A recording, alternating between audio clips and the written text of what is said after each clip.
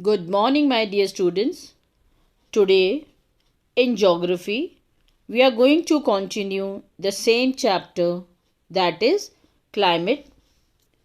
Children, in our previous lecture till now, in this chapter, we have studied about the what is weather, what is climate, the elements of weather and climate, then the mechanism of monsoon, the factors which affects the climate of our country, then the onset and the withdrawal of monsoon. And today we are going to study about the different seasons. Children, there are four main seasons in our country, and they are cold weather season, hot weather season, advancing monsoon, and retreating monsoon.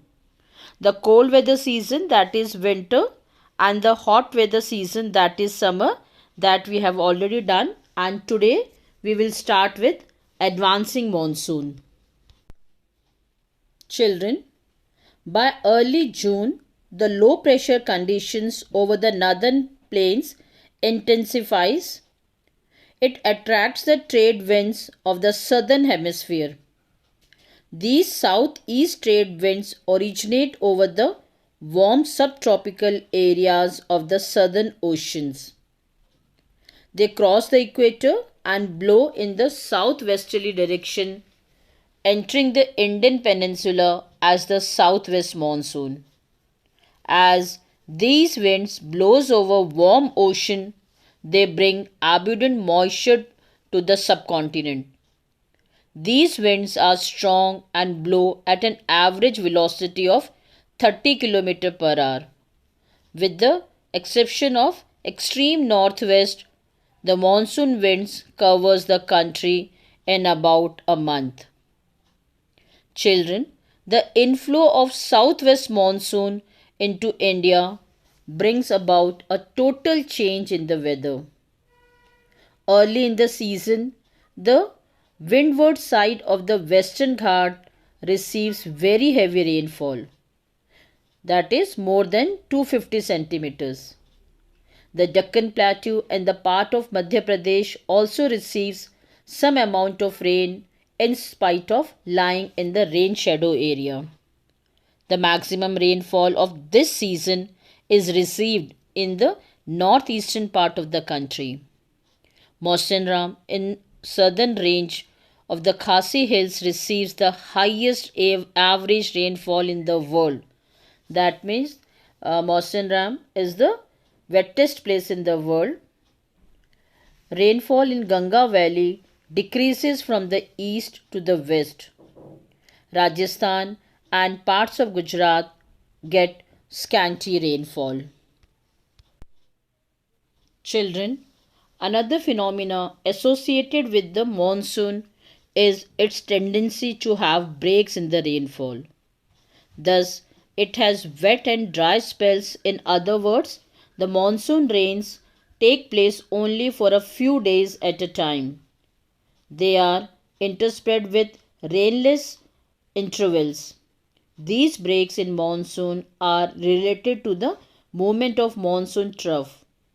For various reasons, the trough and its axis keep on moving northward or southward, which determines the spatial distribution of rainfall. When the axis of monsoon trough lies over the plains, rainfall is good in these parts. On the other hand, whenever the axis shifts closer to the Himalayas, there are longer dry spells in the plains, and widespread rain occurs in the mountainous catchment areas of the Himalayan rivers. These heavy rains bring in their wake devastating flood, causing damage to life and property in the plains. The frequency and the intensity of the tropical depression too determine the amount of duration of monsoon rains. These depressions form at the head of the Bay of Bengal and cross over the mainland. The depression follow the axis of monsoon trough of the low pressure. The monsoon is known for its uncertainties. The alteration of dry and wet spells vary in intensity, frequency, and duration. While it causes heavy flood in one part, it may be responsible for drought in other. Children, once again I am repeating advancing monsoon. It extends from June to September. Intense heating in the northwest India creates low pressure region. Low pressure area attract the wind from the surrounding region. After having rains for a few days, sometimes monsoon fails to occur for one or more weeks is known as break in the monsoon. Now children, retreating monsoon. It extends from October to November. Vertical sun rays start shifting towards northern hemisphere. Low pressure regions shift from northern parts of India towards south. Owing to the conditions of high temperature and humidity, the weather becomes rather oppressive. This is commonly known as October heat.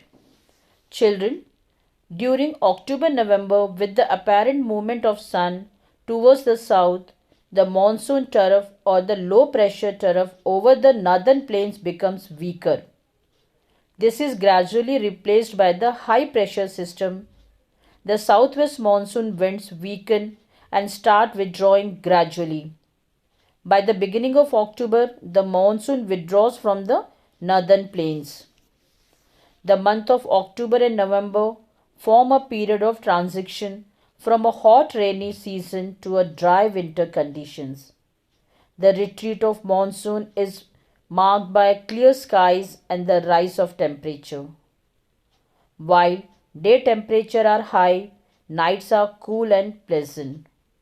The land is still moist owing to the conditions of high temperature and humidity. The weather becomes rather oppressive during the day. This is commonly known as October heat. In the second half of October, the mercury begins to fall rapidly in northern India. Children, the low pressure conditions over northwestern India get transferred to the Bay of Bengal by early November. This shift is associated with the occurrence of cyclonic depressions, which originate over the Andaman Sea. These cyclones generally cross the eastern coast of India, cause heavy and widespread rain. These tropical cyclones are very often very destructive. The thickly populated deltas of Godavari, Krishna, and Kaveri are frequently struck by the cyclones, which cause great damage to life and property. Sometimes these cyclones arrive at the coast of Orissa, West Bengal, and Bangladesh. The bulk of rainfall of the Coromandel coast is derived from the depressions and the cyclones. Now, children, let's see the distribution of rainfall in our country. Parts of western coast and northeastern India receive over about 400 centimeters of rainfall annually. However, it is less than 60 centimeters in western Rajasthan and adjoining parts of Gujarat, Haryana, and Punjab. Rainfall is equally low in the interior of Deccan Plateau and the east of Sahyadris. A third area of low precipitation is around Leh in Jammu and Kashmir. The rest of the country receives moderate rainfall. Snowfall is restricted to the Himalayan region. Owing to the nature of monsoons, the annual rainfall is highly variable from year to year. Variability is high in the regions of low rainfall such as parts of Rajasthan, Gujarat, and the leeward side of Western Ghats. As such, while areas of high rainfall are liable to affected by the floods, and areas of low rainfall are drought prone. Now let's see how monsoon act as a unifying bond. Children, you know that the way the Himalayas protect the subcontinent from extremely cold winds from the Central Asia. This enables northern India to have uniformly higher temperature when compared to the other areas on the same latitudes. Similarly, the peninsular plateau, under the influence of sea from three sides, has moderate temperature. Despite such moderating influence, there are great variation in the temperature condition.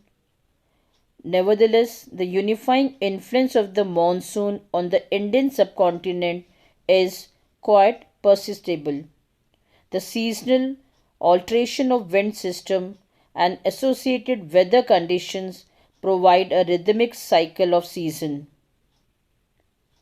Even the uncertainties of rain and uneven distribution are very much typical of the monsoons.